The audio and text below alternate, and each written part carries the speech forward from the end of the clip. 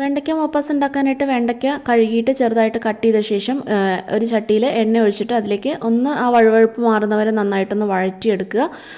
അതൊന്ന് കഴിഞ്ഞിട്ട് മാറ്റി വയ്ക്കുക. അതിനുശേഷം ആ ചട്ടിയിലേക്ക് കുറച്ചുകൂടി എണ്ണ ഒഴിച്ചിട്ട് അതിലേക്ക് ഇഞ്ചി, വെളുത്തുള്ളി, പച്ചമുളക്, കറിവേപ്പിലയും കൂടി ഇട്ടിട്ട് നന്നായിട്ടൊന്ന് വഴറ്റിയെടുക്കുക. ഒരു 5-6 വെളുത്തുള്ളിയും ഒരു ചെറിയൊരു കഷ്ണം ഇഞ്ചിയും നമ്മുടെ എരിവിനനുസരിച്ചുള്ള പച്ചമുളകും ചേർത്താൽ മതി. പിന്നെ അതിലേക്ക് ഒരു സവോള നീളത്തിൽ അരിഞ്ഞത് കൂടി ചേർത്ത് കൊടുക്കുക. എന്നിട്ടത് നന്നായിട്ടൊന്ന് വഴറ്റി കൊടുക്കുക. അതിനുശേഷം അതിലേക്ക് ഒരു 1/4 ടീസ്പൂണോളം മഞ്ഞൾപ്പൊടിയും പിന്നെ അതിലേക്ക് ഒരു 1 ടീസ്പൂണോളം മല്ലിപ്പൊടിയും പിന്നെ ഒരു 1/2 ടീസ്പൂണോളം മുളക് പൊടി, ഒരു 1/4 ടീസ്പൂണോളം ഗരം മസാലയുടെ പൊടിയും പിന്നെ അതിലേക്ക് ഒരു 1/4 ടീസ്പൂണോളം കുരുമുളക് പൊടിയും കൂടി ചേർത്തിട്ട് നല്ലോണം പച്ചമണമൊക്കെ വിടുന്നവരെ നല്ലപോലെ ഒന്ന് വഴറ്റിയെടുക്കുക. അതിനുശേഷം അതിലേക്ക് ഒരു വലിയ തക്കാളിയും കൂടി ചേർത്ത് കൊടുത്തിട്ട് അത് നല്ലപോലെ ഒന്ന് വഴറ്റിയെടുക്കുക.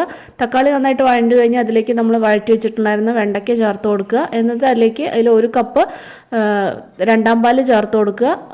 കുറച്ചും കൂടി ഉപ്പ് ചേർത്ത് കൊടുക്കുക. എന്നിട്ടത് അടച്ചു വെച്ചിട്ട് ഒരു 5 മിനിറ്റ് ഒന്ന് വേവിച്ചെടുക്കുക. ഇതിലേക്ക് നമ്മൾ വെള്ളമൊന്നും ചേർക്കുന്നില്ല, പാല് മാത്രമേ ചേർക്കുന്നുള്ളൂ. ലാസ്റ്റ് ഫ്ലെയിം ഓഫ് ചെയ്ത ശേഷം നമുക്കതിലേക്ക് ഒരു 1/4 കപ്പ് നല്ല കട്ടിയുള്ള ഒന്നാം പാല് ചേർത്ത് കൊടുത്തിട്ട് നന്നായിട്ടൊന്ന് മിക്സ് ചെയ്യുക. ലാസ്റ്റ് വെളിച്ചെണ്ണയിൽ കടുക്, വറ്റൽമുളക്, ചെറിയ ഉള്ളി, കരിവേപ്പില ഒക്കെ കൂടി താളിച്ചിടുക.